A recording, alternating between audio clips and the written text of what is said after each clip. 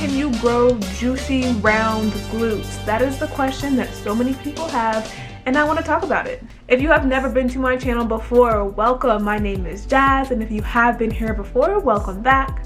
I am a certified personal trainer, and I have my bachelor's degree in exercise science, and I'm also someone that has grown their glutes a decent amount. So I wanted to come at y'all with a video today sharing my top tips on how to grow bigger glutes. So let's go ahead and get into it. First tip that I want to share with you guys is training specificity. And you're probably wondering, what is training specificity? So basically, you want to make sure that you are doing the correct movements. If you are not choosing the correct movements, if you are not choosing exercises that are going to aid in glute growth, then you're not going to get glute growth. When it comes to exercises that are going to help you grow your glutes, one of the very key types of movements that you want to focus on is hip extension. Hip extension is one of the main types of movements that your glutes perform. Then you also have your movements like hip abduction and internal rotation. We want exercises that make our body do those types of movements.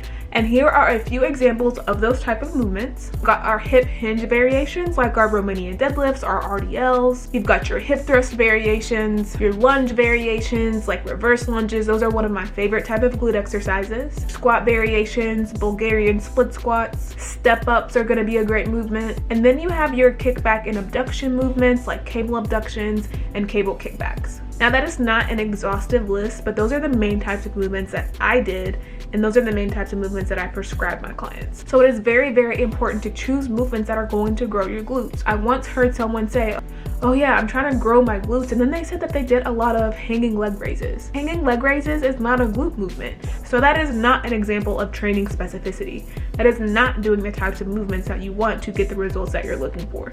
So make sure that you're doing the correct types of movements. And tip number 2 is to train with proper intensity. You might be wondering, what does intensity mean? You need to push your body far enough. You need to stress your glutes to the proper extent. And what does that look like? I want to give you guys a specific example. So when you are training your glutes, when you are doing whatever exercise you're doing, you want to make sure that you are training within 1 to 2 reps of failure.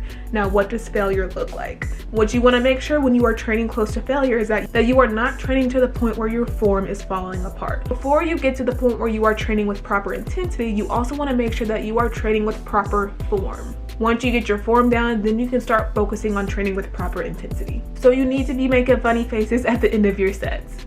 If you are not making funny faces at the end of your sets, you're probably not training hard enough.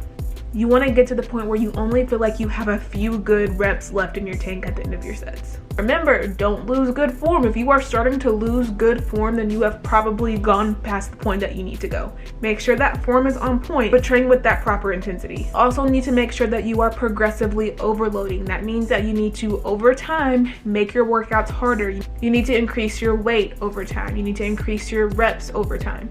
Now, this is not something that you have to do super quickly. Again, it's called progressive overload for a reason. You can do this very slowly over time, but you need to make sure that you are gradually making your workouts harder. You don't want to do the same reps, the same weight, the same sets week in and week out over time. Now, let's talk about rep ranges for a second before we move on to the next point. A lot of times I hear people say, oh, you need to train within the 8 to 12 rep range, and that's okay. You can definitely train within that rep range. But what a lot of people don't know is that you can actually see muscle growth over a wide range of rep ranges, from 6 up to 20 plus reps. The most important thing is that we are training within 1 to 2 reps of failure. Then making sure, again, that you progressively overload.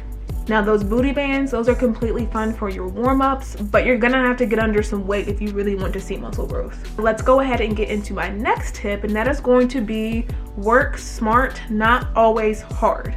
Now, I know in my last point I said that you need to make sure that you are progressively overloading, you are pushing your body, you are training within 1 to 2 reps of failure. So you definitely need to work hard, but you need to be smart about how you're working hard. You need to push yourself, but you don't need to overdo it. More is not necessarily better. You don't need to train your glutes 4, 5, 6, 7 times a week. You don't need to be doing 6, 7, 8, 9, 10 glute exercises per session. That's just absolutely too much. From my experience and my observation, what I see gets the best results, and this can change a little bit person to person, but for me, 2 to 3 days training your glutes per week with about 4, maybe 5 glute exercises per session is plenty for you to see results.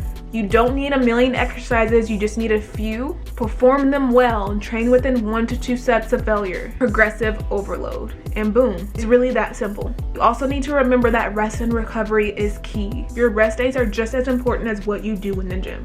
So yes, train hard, but be smart about it and make sure that you rest and recover. Number 5, and this is the part that people struggle with because yeah, people want glutes, but they also want abs. They also want to snatch that waist. But what you need to remember is that in order to see the muscle growth that you want, in order to see the glute growth that you want, you are going to have to eat. You're going to have to eat enough calories, enough protein, enough carbs, because you cannot grow muscle out of nothing. If your body is in a deep surplus because you're so worried about losing weight and getting abs, it's going to be pretty much impossible for you to grow the glutes that you want to. Growing muscle, growing glutes requires calories. It requires protein. It requires you fueling your body. It requires you eating food. You have to give your body fuel to grow the muscles that you're looking for. Now, this is not to say that you have to be in a huge surplus. So I'm not saying that you need to eat an extra 400, 500, 600 calories a day. Absolutely not, because that is probably going to give you a lot of unnecessary fat gain. But a 100 to 300 calorie surplus is going to be plenty for you to get the muscle growth that you're looking for. Now, you're probably going to gain a little bit of fat, but that is completely fine. Once you reach the glute size that you want, you can always go into a slight deficit to lose a little bit of that extra fat that you gained. And tip number 6, and this is probably the most important tip. This doesn't have anything to do with training. It doesn't have anything to do with eating, but you have to remember to be patient because growing muscle, growing glutes takes time. This is not going to be a 4-week thing. This is not going to be a 6-week thing. This is not even going to be like a 10 or 12-week thing. To see dramatic glute gains, you need to be patient. You need to be ready to be in it for the long haul. You can definitely grow those glutes and you can do all my other tips, but if you are not willing to practice those tips over the long term, then you're never going to see the results that you're looking for. You can train hard, you can train smart, you can do the right exercises, you can eat enough, but if you don't do that over a sustained period of time, you are not going to get the results that you're looking for. So remember, be patient. All right, and that is going to go ahead and wrap up this video. I know that a lot of you guys, if you guys have subscribed to my channel, you're probably used to seeing me talk about my locks. And I'm definitely still going to be talking about my locks, but like I said in my last video, I definitely want to give you guys some more fitness-based videos. So I really hope that this was helpful. I hope you guys liked it. If this was helpful, please remember to like this video, subscribe, share with a friend, and I will see you guys next time. Bye.